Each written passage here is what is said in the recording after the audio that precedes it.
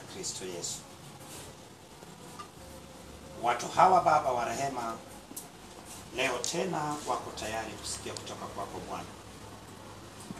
Ni wale watu ambayo Baba wa rehema uliwatoa Baba wa rehema sehemu mbaya. Ni sawasawa na wale watu waliomkimbilia Daudi, wakamwendea Daudi, watu wenye dhiki, wenye shida, Baba wa rehema, walioonewa na wenye matatizo. Na Baba ndio wale waliyemaliza wakiwa ni mashujaa wa Daudi. Ninatukuza jina lako, maana Baba unaendelea kwa karabati, unaendelea kuwatengeneza, unaendelea kuwarudisha katika asili yao, unaendelea Baba wa rehema kuwafinyanga upya tena. Asante Bwana, maana mawazo yako yale mazuri juu yao itadumu Baba wa rehema, ikiwa pamoja na wao. Neno liguse kila eneo katika maisha ya kila moja. Ratiba yako ya kutufungua Baba tunaliheshimu sana, tukijua ya kuwa Baba utufungue Baba wa rehema kwa mazoea, bali kila siku ipo neno uliyeandaa kwa ajili ya kufungua vile vifungo vilivyojificha, ama vifungo vilivyofunga maisha ya watu wako, ama vifungo vilivyoendelea kuang'ang'ania. Na Baba natukuza jina lako, maana tayari nimeona Baba wa rehema tumeshaunganika Baba katika kiti chako cha enzi, na kiti chako cha enzi kimefunikwa na utukufu wako. Utukufu wako Baba utamie eneo hili, utukufu wako umtamie kila mmoja, utukufu wako uangaze Baba katika nafsi, roho na mwili wa kila mmoja aliyekaa katika eneo hili na anayetufuatilia mahala popote. Neno lako likigusa Baba wa rehema taifa letu la Tanzania, likigusa viongozi wetu Baba wa rehema na kuwasaidia, ikiwalinda Baba wa rehema na mabaya. Baba, neno lako likigusa taifa letu, neno likigusa uchumi, mikoa Baba na wilaya zote, neno liguse Baba taifa la Israeli, neno liguse taifa la Kenya Baba wa rehema, waliyekuwa na uchaguzi ama wana uchaguzi mwaka huu mwezi wa 8. Neno lako Baba lifunge Baba nguvu ya Freemason ambayo imekuwa miaka mingi na karne nyingi ikitawala chaguzi za taifa nyingi. Tunataka Baba neno lako lichukue nafasi katika haya mataifa, ili Baba wa rehema uamsho uliokuwepo katika ile karne ya kwanza, wakati wanafunzi wako Baba wa rehema walivyojazwa na Roho Mtakatifu, nao Baba wa rehema wakawa kama wale wanambweha ambao Samsoni akawafunga mikia, Baba wa rehema akawafungia vihenge, na wakawa wanakimbia huku na huku, na Baba wa rehema vihenge hivyo vikichoma mashamba ya ngano ya Wafilisti.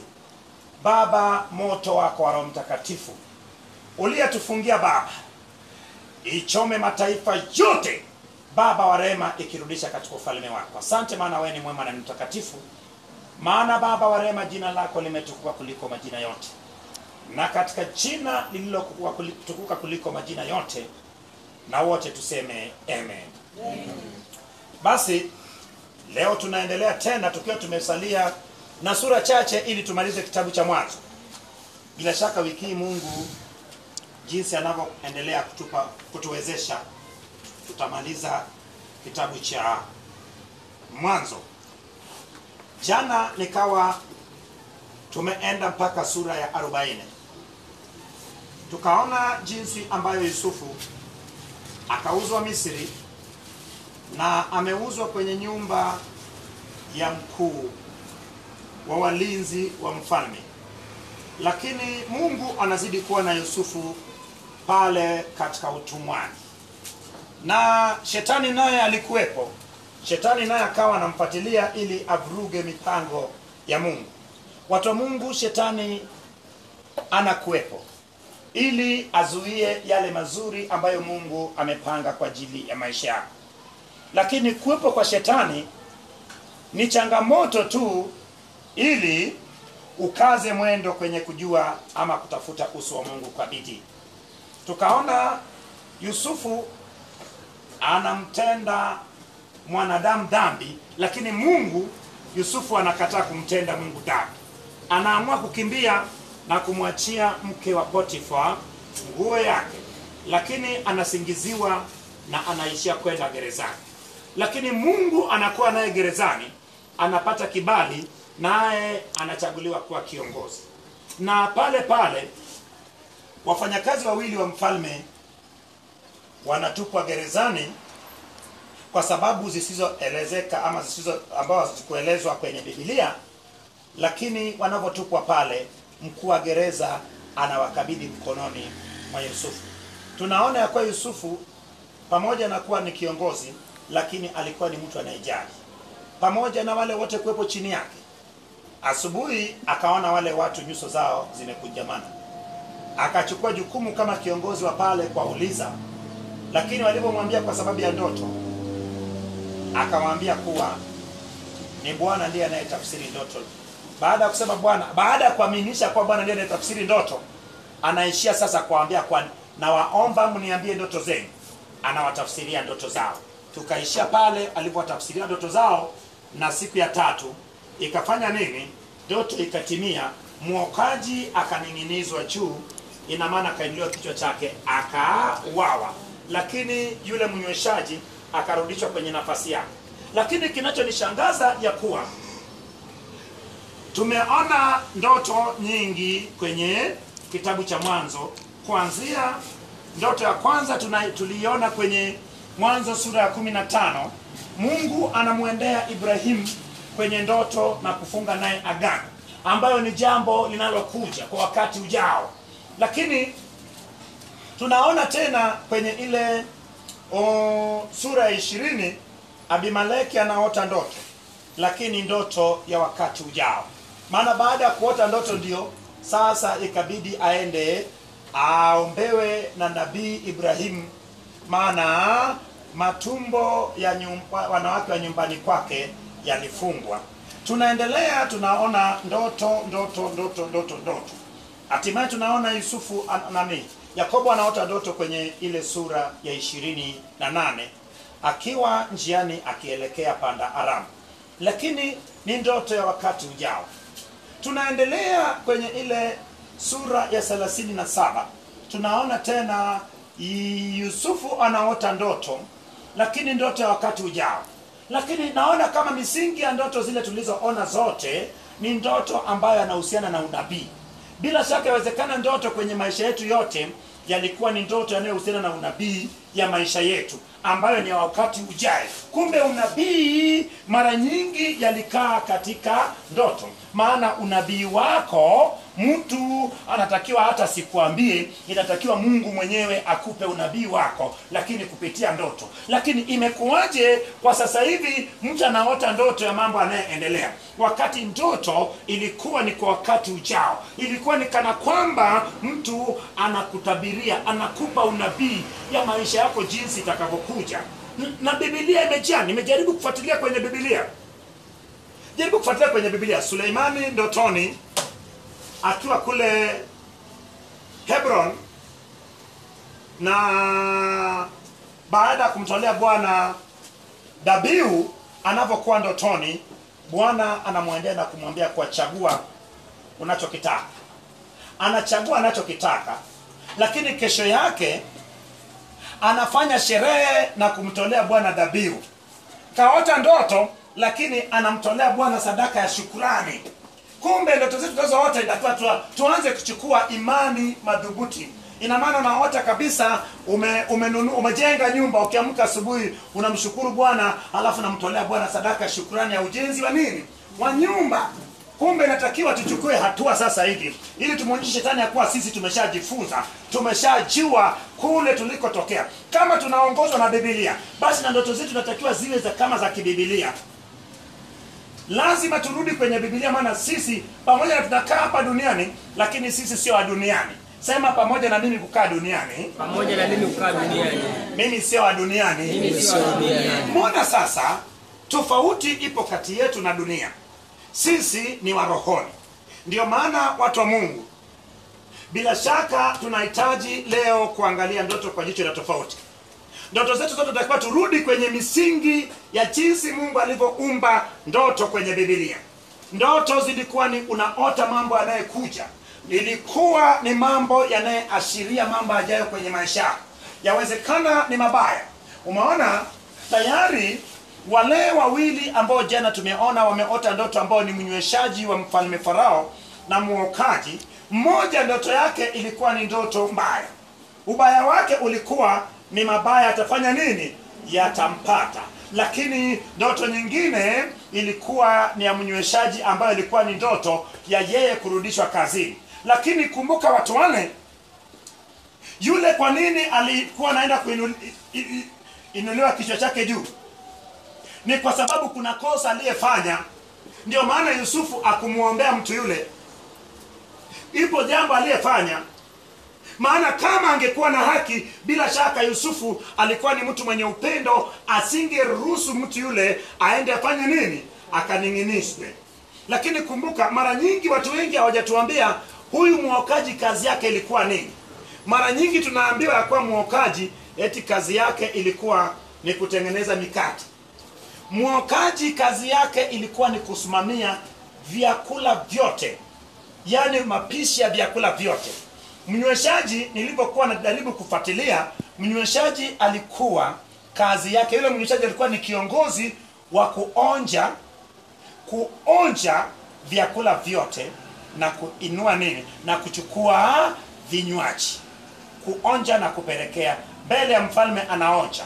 Ina maana wafalme kabla mfalme hajala chakula hawakuwa na vile vifaa vya kupima kujua kama sasa hivi kama kuna sumu, lakini alikuwepo mtu ambaye unakula kwanza, kama ina sumu ufe wewe kwanza. So umeajiriwa wewe, kazi unayofanya ni kuonja chakula kwanza. Wewe ndio ngao ya mfalme. Lakini bila shaka ni ndoto ya wakati ujao, angalau iwe kesho kutwa, iwe baada ya siku 3. Lakini hebu pata picha.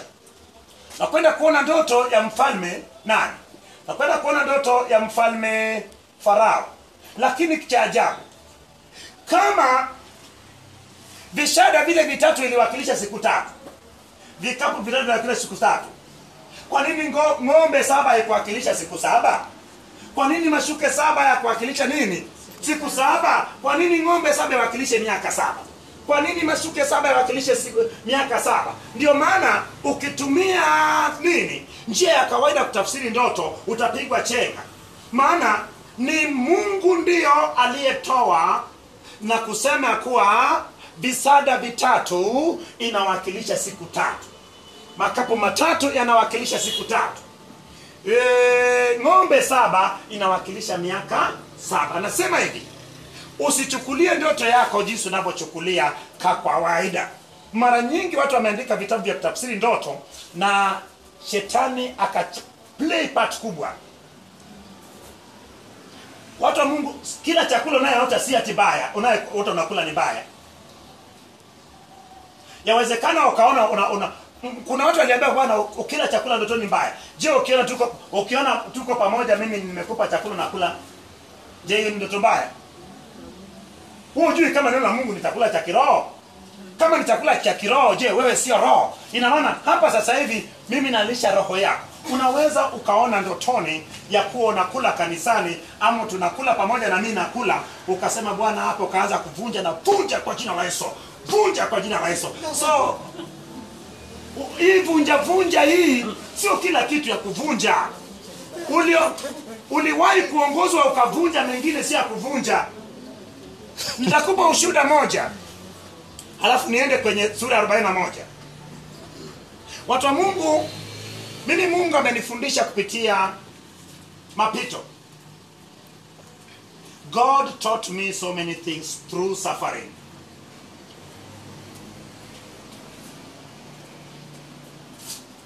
Life is always the best class so far, where a person can learn so many things in his life. If there is where you learn and you continue learning and you end up having experience, it is the life you are living and what you are passing through. Nasema kuwa maisha unayopitia ni darasa nzuri sana ya kujifunza vitu vingi sana ukiwa makini. maisha, kupitia maisha watu wengi wamejifunza. Kuna watu ambao hawakusomea kazi ya kutengeneza gari, lakini walienda tu kule wakaweza kujifunza tu kimchezo, lakini wakawa ni mafundi kutengeneza magari wazuri tu. Na nasema hivi, hata yule ambaye amesoma akafikia masters, ukipeleka ukimlinganisha na mtu ambaye alijifunza tu uwanjani pale, lakini ni fani yake, utakuta yule wa uwanjani akigusa gari inagusika vizuri. Nasema hivi,